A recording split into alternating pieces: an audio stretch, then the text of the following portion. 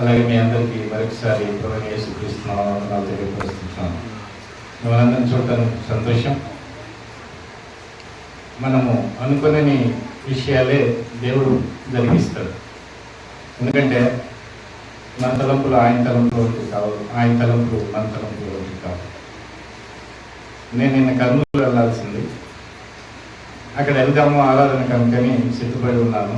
మార్నింగే నేను ప్రార్థన బైబిల్ చదువుకుంటున్నప్పుడు ఈరోజు బసవపల్లికి వెళ్ళాలి, ఆ సోదరులతో కలిసి రావాలి, అక్కడ ఉన్న కాంగ్రిగేషన్ చూడాలన్నటువంటి తలంపుకి వెంటనే సోదరుడికి ఫోన్ చేశాను. సరే సార్ నన్ను అని చెప్పారు. ఈ కాంగ్రిగేషన్లో అంటే మనం ఇక్కడ దేవుణ్ణి ఆరాధించడానికి కూడుకొని ఉంటున్నాం. దేవుణ్ణి ఆరాధించడం ఎలాగో బోర్డు రాశారు, ప్రతి ఆదివారం మనందరికీ తెలుసు. ఐ నీడ్ నాట్ ఎక్స్ప్లెయిన్ అనేది. దీని గురించి నేను ఎక్స్ప్లెయిన్ చేయాల్సిన అవసరం లేదు. దేవుడు ఆత్మ కనుక దేవుని ఆరాధించాలి, ఆత్మతో సత్యంతో ఆరాధించాలి. సోదరులు మీకు ప్రతి ఆదివారం తెలియపరుస్తుంటారు. 3 అంశాలు నేను చెప్తాను. 3టిలో ఒకటి సెలెక్ట్ చేసుకుందాం. ఫస్ట్గా మనము విశ్వాసం కావాలా, విధేయత కావాలా, భక్తి కావాలా? ఈ 3 అంశాల్లో ఒక్కదాన్ని మనం డిసైడ్ చేసుకున్నాం.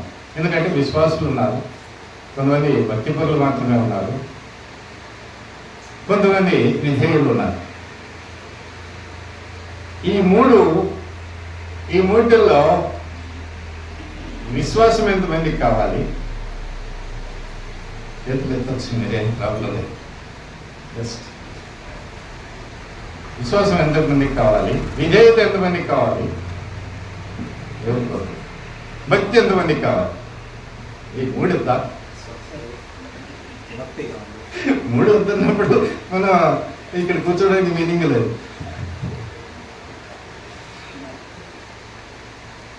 సో ఈ 3 నేను క్లుప్తంగా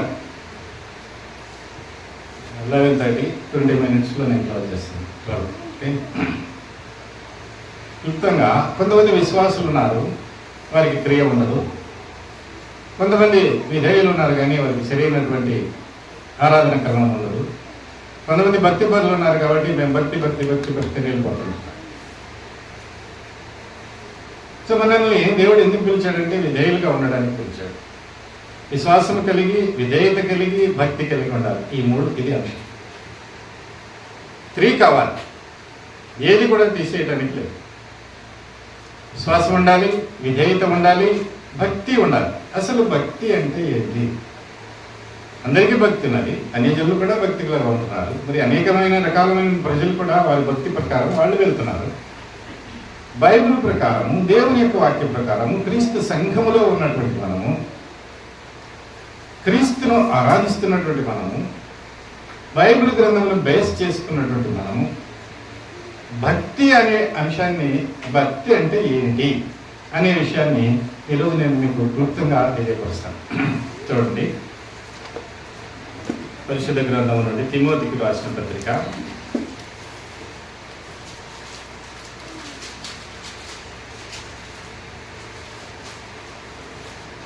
2వ పౌలు తిమోతికి రాసిన 2వ పత్రిక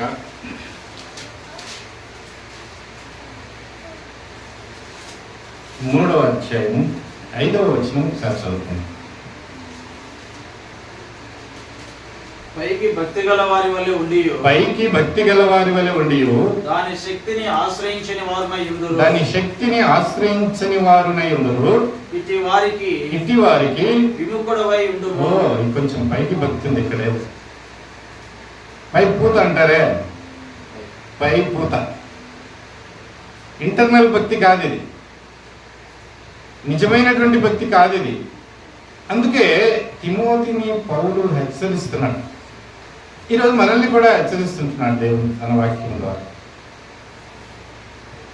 పైకి భక్తి గల వారి వలె ఉండి జస్ట్ మేకప్. కనుకనే యేసుక్రీస్తు ఏమన్నాడంటే, ఆయనను ఆరాధించాలంటే ఆత్మ సత్యము కావాలి, నీ అవుటర్ అపియరెన్స్ కాదు. పైకి భక్తి గల వారి వలె ఉండి దాని శక్తిని భక్తిలో శక్తి ఉంది, there is power in the devotion. Devotion అనగా భక్తి అనగా డివోషన్ అంటారు. డివోటీస్. కొంతమంది పైకి వాళ్ళని వేషధారులు అన్నాడు యేసుక్రీస్తు.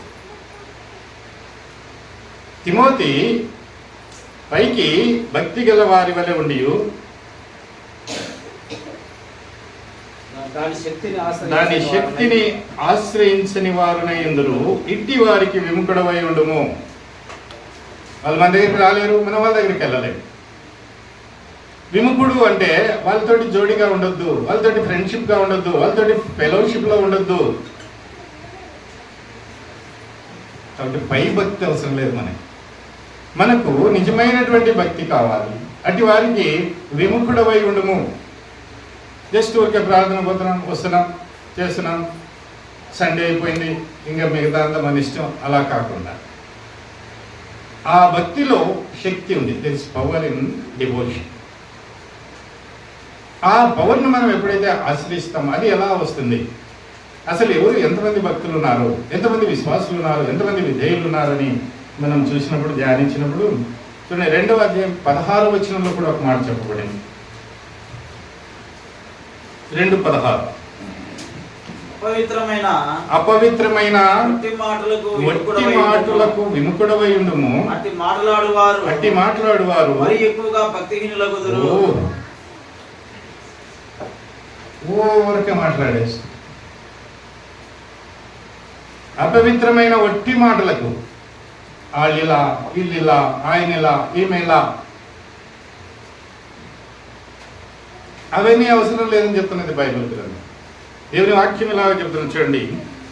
అపవిత్రమైన వట్టి మాటలకు విముఖుడవై ఉండము. అవి వినొద్దు. కానీ మనకు అవి చాలా ఇష్టం. We love them. ఎవరి గురించి వినడానికి మనం చాలా సంతోషపడతాం, ఆనందపడతాం. ఏం ప్రయోజనం లేదు వాటి వల్ల. అపవిత్రమైన వట్టి మాటలకు అనగా క్రీస్తు సంఘమునకు చెప్తున్నాడు పౌలు. ఈరోజు మనం క్రీస్తు సంఘంగా కూడి ఉంటున్నాం కాబట్టి నేను ఈ హెచ్చరిక చేస్తున్నాను, ఈ వాక్యాన్ని చెబుతున్నాను. అపవిత్రమైన వట్టి మాటలకు విముఖుడవై ఉండము, అట్టి మాట్లాడువారు మరి ఎక్కువగా భక్తిహీనులగుదురు. భక్తి నుంచి తొలగిపోతారు. కనుక జాగ్రత్త తిమోతి అని తిమోతికి హెచ్చరిస్తూ ఉంటున్నాడు. ప్రియమైన సహోదరి సహోదరుల, భక్తిని గురించి మనం తెలుసుకోవాలి. భక్తి పరులు కొంతమంది ఉన్నారు, అందరూ భక్తులేం కాదు. పర్టికులర్గా కొంతమందిని గురించి స్పెసిఫిక్గా బైబిల్ గ్రంథం మనకు తెలియపరుస్తుంది. అయితే మనం కూడా ఆ రీతిలో నడవాలని, లాంటి భక్తి మనకు కావాలని దేవుని యొక్క చిత్తమైనది, ఆయన యొక్క సంకల్పమైనది. అందుకు ఆయన మనల్ని పిలిచాడు, అందుకు ఆయన మనల్ని ఎన్నిక చేసుకున్నాడు, అందుకు ఆయన మనల్ని ఏర్పరచుకున్నాడు. ఆయన సంఘముగా, ఆయన శరీరంలోనికి మనల్ని యాడ్ చేసి ఉంటున్నాడు. క్రీస్తు సంఘం అనగా అది దైవ సంకల్పమైనది, దేవుని యొక్క నిర్ణయమైనది, దేవుడు తన స్వరక్తమిచ్చి సంపాదించినటువంటి సంఘం. దాంట్లోని మనల్ని యాడ్ చేసుకున్నాడు ఆయన. కాబట్టి ఆ సంఘములో ఉన్నటువంటి జనులు ఎలాగూ ప్రవర్తిస్తున్నారని చూడటానికి వచ్చాడంట పౌలు. ప్రత్యేకత, ఒక ప్రత్యేకింపబడిన జనం అన్నాడు దేవుడు మనం. తిమోతికి రాసిన మొదటి పత్రిక 6వ అధ్యాయం 3 నుంచి 5 వచనాల వరకు చదువుకుందాం. ఎవడైనాను మన ప్రభువైన యేసుక్రీస్తు యొక్క హితవాక్యములను దైవభక్తికి అనుగుణ్యమైన బోధను అంగీకరింపక భిన్నమైన బోధను ఉపదేశించిన ఎడల వాడేమియు ఎరుగక తర్కములను గూర్చి వాగ్వాదములను గూర్చి వ్యర్థముగా ప్రయాసపడుచు గర్వాంధుడును వీటి మూలంగా అసూయ, కలహము, దూషణలు, దురభిమానములను చెడిపోయిన మనస్సు కలిగి సత్యహీనులై దైవభక్తి లాభసాధనకమనుకొనుచు మనుష్యుల వ్యర్థ వివాదములను కలుగుచున్నవి. ఈ రోజులో చాలా మంది ఉన్నారు దైవభక్తి లాభసాధకమని సంచి తీసుకుని పోయి వాళ్ళ ఇంటికి ప్రార్థన చేసిస్తే అందరూ 200 ఇస్తారు, అలా వెళ్ళొద్దాం ఇలా వెళ్ళొద్దాం అనుకునేవారు. అయితే ఇది ప్రాఫిటబుల్ కోసం కాదు, మన మనస్సాక్షిని ఎక్కువగా బలపరచడానికి, మనం ఆత్మీయంగా ముందుకు రావడానికి, మనం దేవునికి భక్తితో కూడినటువంటి ఆరాధన చేయటానికి పౌలు హెచ్చరించి ఉంటున్నాడు తిమోతికి. ఎవడైనాను మన ప్రభువైన యేసుక్రీస్తు యొక్క హితవాక్యములను దైవభక్తికి అనుకూలమైన బోధను అంగీకరింపక, ఈ వాక్యం చెప్తుంటే చాలా మంది అంగీకరించరు. ఇంకేమైనా చెప్పామనుకోండి కథలు, లేకపోతే ఇంకే రకమైన ఇక్కడ స్టేజ్ మీద నేను డ్యాన్స్ చేస్తుంటే బాగా సంతోషపడతారు, లేదా నేను గట్టి హ్యాపీగా ఫీల్ అవుతాను. అలాంటి బోధలు ఏమంటున్నారంటే దైవభక్తికి అనుగుణ్యమైన బోధను అంగీకరింపక భిన్నమైన బోధను ఉపదేశించిన ఎడల వాడేమీ ఎరగడు. దేవుని వాక్యమునకు సత్యమునకు మనమేమి కలపరాదు, ఇందులోంచి ఏమీ తీసేయరాదు. మన సొంత బోధన ఎప్పుడైతే మనం బోధిస్తుంటున్నారో అది భిన్నమైనటువంటి బోధ అవుతుంది.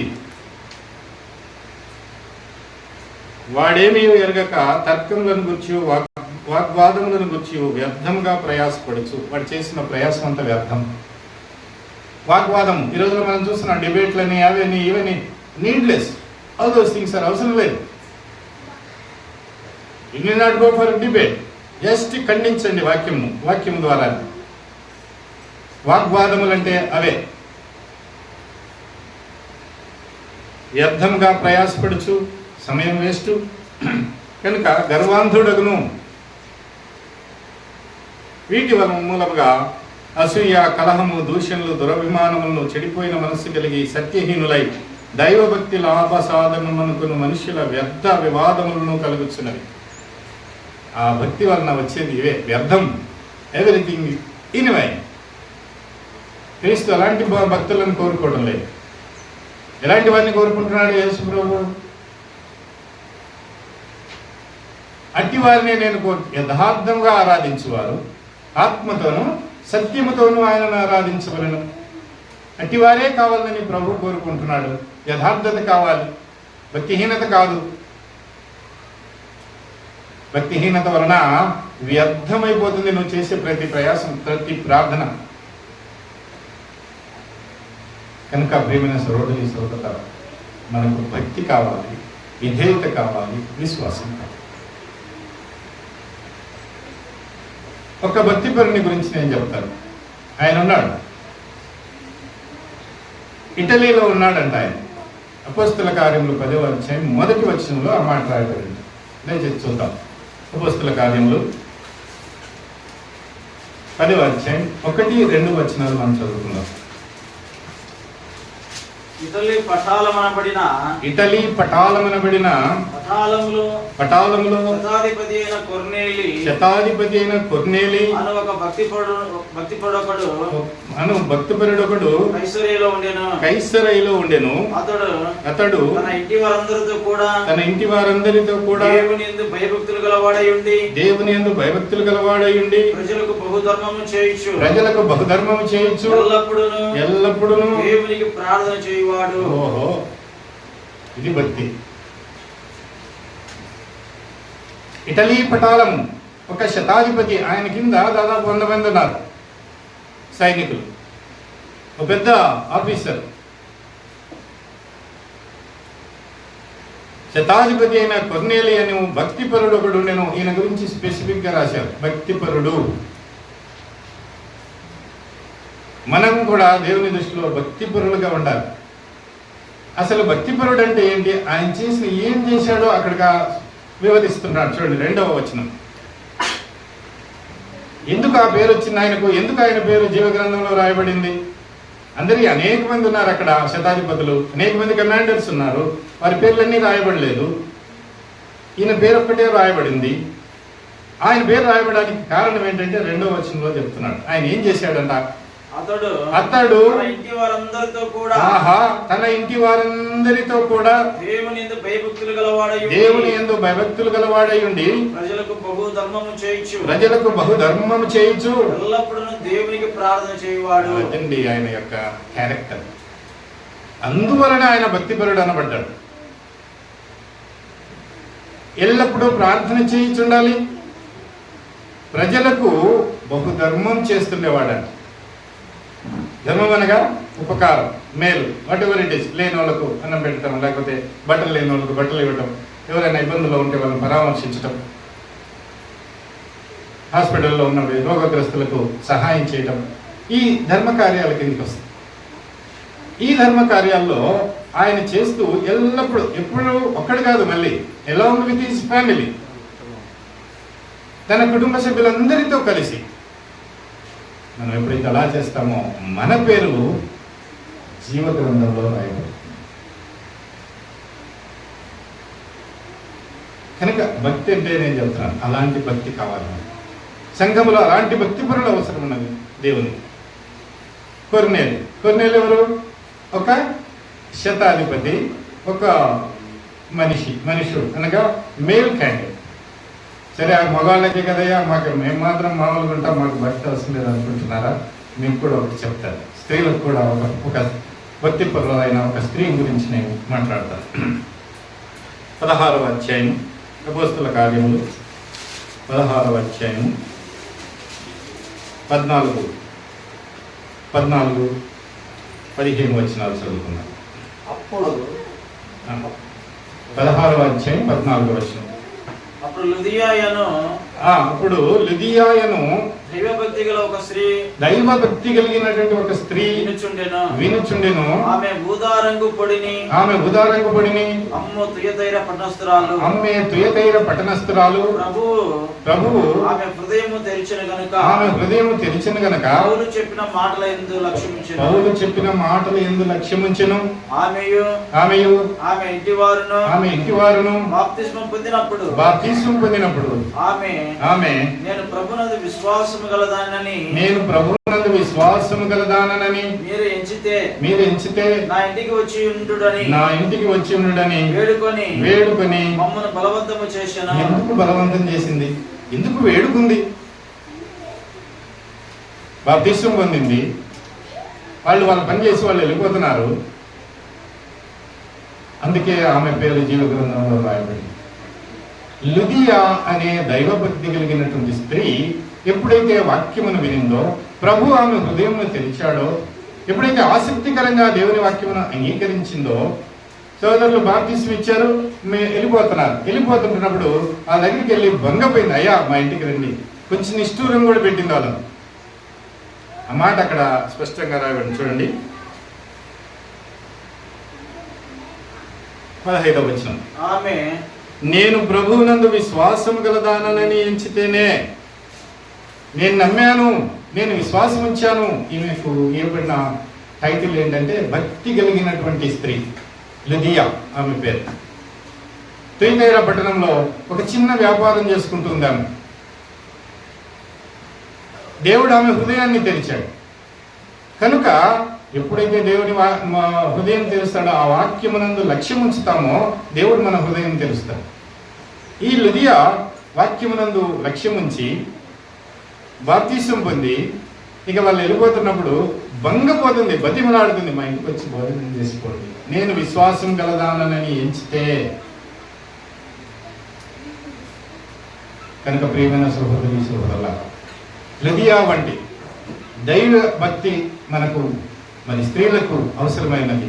కొర్నేలు వంటి దైవభక్తి పురుషులకు అవసరమైనది. అందుకోసము దేవుడు వీళ్ళ పేర్లు ఈ జీవ గ్రంథంలో రాయబడి ఉంటుంది. ఇటువంటి భక్తి మనకు సంతుష్టి సహితమైనటువంటి భక్తి ఉంటుంది, విలువలతో కూడినటువంటి భక్తి ఉన్నది, విశ్వాసంతో కూడినటువంటి భక్తి ఉన్నది, విధేయతతో కూడినటువంటి భక్తి ఉన్నది. క్రీస్తు సంఘంలో ఉండవలసినటువంటి భక్తి దైవం. యాకోబు రాసిన మొదటి పత్రిక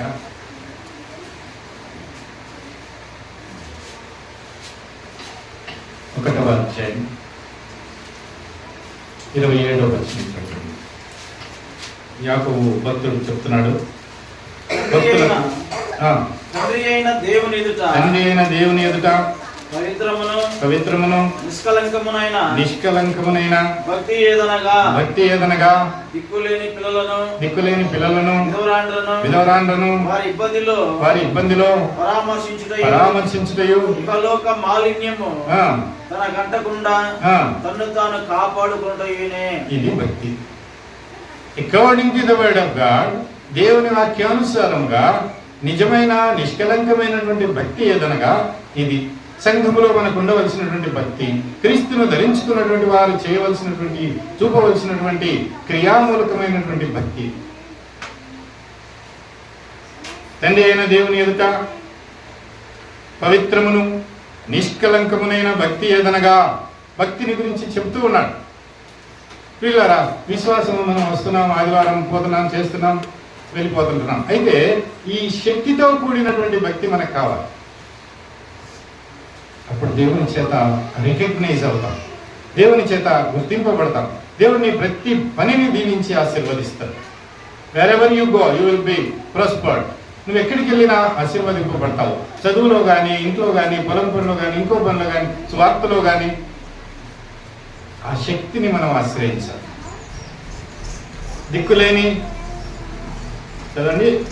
దిక్కులేని పిల్లలను విధవరాలను వారి ఇబ్బందిలో పరామర్శించుటయు. కొంతమందికి బ్యాడ్ సెంటిమెంట్ అనమాట.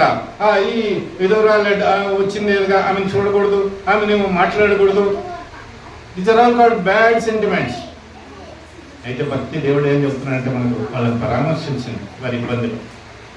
ఆస్క్ దెమ్, మీకు ఎలా ఉన్నారు, ఏంటి మీ పరిస్థితి, మీ ఇబ్బంది ఏంటి. అది భక్తి. ఆ భక్తితో కూడి మనం ప్రార్థన చేసినప్పుడు, దేవుడా అన్నప్పుడు దేవుడు మనకు ఆనందిస్తాడు. వారిని చిన్న చూపు చూడకూడదని దేవుని వాక్యం హెచ్చరిస్తూ ఉంటుంది. దిక్కులేని పిల్లలు, అనాథ పిల్లలు ఉంటారు, వారికి తగిన సహాయం, మనకి ఏదైనా ఇరుకులో ఇబ్బందిలో వారికి సహాయం చేయవలసిన భక్తి మనకు అవసరమై ఉంటుంది. 26వ వచనం కూడా చదువుకుందాం. ఎవడైనను నోటికి కళ్ళెము పెట్టుకొనక తన హృదయమును మోసపరుచుకొనుచు. ఆహా, ఒకడు అనుకుంటున్నాడు, వాడేమో విపరీతంగా మాట్లాడుతుంటాడు, విపరీతంగా దూషిస్తూ ఉంటాడు, విపరీతంగా తిడుతూ ఉంటాడు. అలాంటి వాడు ఏం చెప్తున్నాడు చదవండి. ఎవడైనను నోటికి కళ్ళెము పెట్టుకొనక తన హృదయమును మోసపరుచుకొనుచు భక్తి గలవాడనని అనుకొనిన పక్షమున వాని భక్తి వ్యర్థమే. ఓహో, వ్యర్థమైనటువంటి భక్తి. వాని భక్తి వ్యర్థమే. సో తన నోటికి కళ్యాణ్ణి పెట్టుకోవాలి. క్రైస్తవులు చాలా జాగ్రత్తగా మాట్లాడాలి. మనం మాట్లాడే ప్రతి మాటలో విలువ ఉంటుంది. అందుకే యేసుక్రీస్తు ఈ లోకంలో ఉన్నప్పుడు వ్యర్థముగా ఎక్కడ ఒక్క మాట కూడా మాట్లాడలేదు. ఆయన ఏదైనా మాట్లాడితే దాంట్లో జీవం ఉంది. ఆ మాటలో జీవం ఉన్నది కనుకనే నేనే మార్గమును సత్యమును జీవమునై ఉన్నాను అన్నాడు యేసుక్రీస్తు. నా ద్వారానే తప్ప ఎవడను తండ్రి యొద్దకు చేరడు. సో స్పీకింగ్ అనేది, మాట్లాడటం అనేది చాలా జాగ్రత్తగా మాట్లాడామని చెబుతున్నాడు. అలా కాకుండా ఎవడైనాను తన నోటికి కళ్ళెం పెట్టుకొనక తనను హృదయమును మోసపరుచుకొనుచు భక్తి గలవాడనని అనుకునిన ఎడల నేను చాలా భక్తి పరుడనని ఇష్టానుసారంగా మాట్లాడటానికి లేదు. నేను చాలా భక్తి గలవాడని అని చెప్పి ఇష్టం వచ్చినట్టు దూషించడం, లేకపోతే కొట్టడం, ఇళ్ళలో అల్లరి చేయటం, అలా చేయటం, ఇలా చేయటం చేసినట్లయితే అట్టి భక్తి వ్యర్థమైనది. తన నాలుకను భద్రం చేసుకోవాలి. ఇలాంటి భక్తి కలిగినటువంటి సంఘము కోసమే యేసుక్రీస్తు లోకానికి వచ్చాడు. ఇలాంటి వారిని ఎన్నిక చేసుకొని వీరి ద్వారా మహిమపరచబడటం కోసమే యేసుక్రీస్తు ఈ లోకంలో తన శరీరమును మరి నలుగొట్టి తన రక్తమును చిందించి సమాధి చేయబడి తిరిగి 3వ దినమున లేపబడి ఉంటున్నాడు. ఎంత ప్రియమైన సహోదరి సహోదరుల, విశ్వాసత కావాలి, విధేయత కావాలి, భక్తి కావాలి. ఇలాంటి భక్తి ఎప్పుడైతే మనకు ఉన్నదో జ్ఞాపకం ఉంచుకోండి. ఏదైతే చెప్పానో అవన్నీ జ్ఞాపకం ఉంచుకోనండి. అలాగున మీకు సమయం దొరికిన కుదరదు, మీకు ఆ దేవుడు ఇచ్చినటువంటి అవకాశమును బట్టి, ఒకవేళ విధవరాలు కనపడినా, దిక్కు లేని పిల్లలు కనపడా, వారికి పరామర్శించితే మంది తప్పేం పోదు, మన దేవుని అరిగిపోదు. అలా చేసినప్పుడు అది నిజమైనటువంటి భక్తి అవుతుంది, అది నిజమైనటువంటి విశ్వాసం అవుతుంది, అది నిజమైనటువంటి విధేయత అవుతుంది. అందుకోసమే యేసుక్రీస్తు ఈ లోకానికి వచ్చి మనల్ని ఎన్నుకున్నాడు, మనల్ని ఎంపిక చేస్తున్నాడు. We are selected people. చివరిగా తిమోతికి రాసిన మొదటి పత్రిక 2వ అధ్యాయం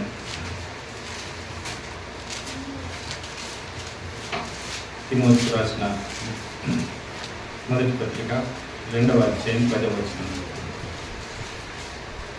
దైవభక్తి గలవారమని చెప్పుకొను, దైవభక్తి గలవారమని చెప్పుకొను, స్త్రీలకు తగినట్టుగా సత్క్రియల చేత తమను తాము అలంకరించుకొనవలెను. చాలు, సత్క్రియల చేత స్త్రీ అలంకరించుకోవాలి అని.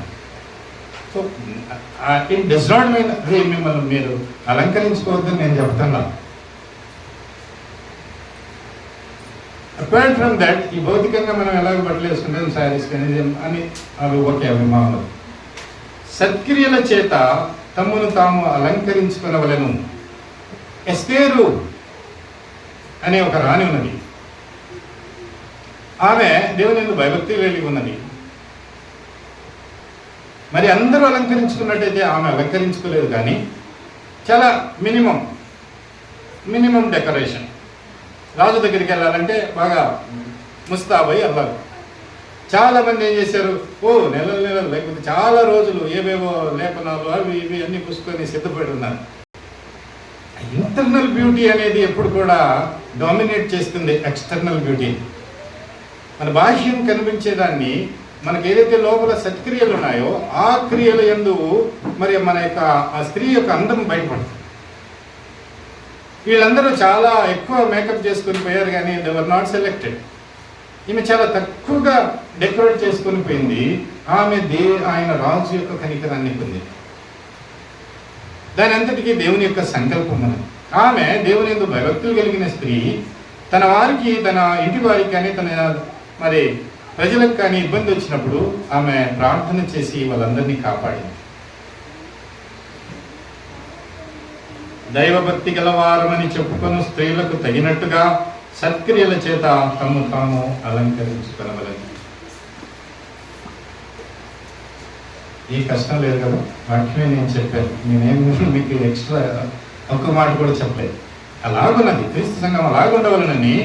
అట్టిది మరి ముడత అయినను కలంకమైనను అటుది మరి ఏదీ లేకుండా ఉండాలని ఆయన కోరుకొని ఉన్నాడు. పవిత్రమైన ఉదక స్నానం చేత దాన్ని పవిత్రపరిచాడు. దాని కొరకు తను తాను అప్పగించుకున్నాడు. ఈ క్యారెక్టర్స్, ఈ లక్షణాలు, ఈ వర్క్స్, ఈ విశ్వాసము, ఈ విధేయత, ఈ భక్తి కావాలని దేవుడు కోరుకుంటున్నాడు. అలాగే మనం అందరం ఉన్నట్లయితే you will be blessed more. అతడు చేయనదంతయో సఫలమగును. ఊరికి సఫలంగా, అయ్యో మాకు మేము ఫెయిల్ అయిపోతున్నామే, అయ్యో మాకు ఫైనాన్స్ లేదే, అయ్యో మాకు ఆరోగ్యం లేదే, అయ్యో మాకు ఎంత ప్రయత్నం చేసినా ఏం రావట్లేదే అని ఇప్పుడు కూడా నిరుత్సాహపడద్దండి. ఈ భక్తికి కలిగినట్టుగా క్రీస్తు సంఘము అలా ఉండవలనని దేవుని యొక్క సంకల్పమైంది, దేవుని యొక్క ఏర్పాటై ఉంటున్నాయి. అందుకోసం దేవుడు మనల్ని ఎన్నుకున్నాడు. సత్క్రియల యందు ఆసక్తి కలిగినటువంటి ప్రజలను తన కోసం ఆయన ఏర్పరచుకున్నాడు. సో అపార్ట్ ఫ్రమ్ విశ్వాసంతో పాటు విధేయతతో పాటు భక్తి కూడా ఉండి ఆయనను ఆరాధించినట్లయితే ఆశీర్వదింపబడతాం. God bless you. దేవుడు నాకు ఇచ్చినటువంటి సమయం బట్టి తండ్రి దేవుని కృతజ్ఞతలు చెల్లించుకుంటున్నాను. అలాగే సోదరుడు యోనా గారికి, రవిశంకర్ గారికి, నాతో పాటు వచ్చినటువంటి సోదరుడు దస్తగిరి గారికి, మీ అందరికీ దేవుని కృప ఇప్పుడును ఎల్లప్పుడూ సదాకాలం తోడుగా ఉండాలని నేను మనస్ఫూర్తిగా కోరుకుంటూ నేను మీ అందరికీ వందనాలు తెలియపరుస్తున్నాను. Have a good day. God bless you.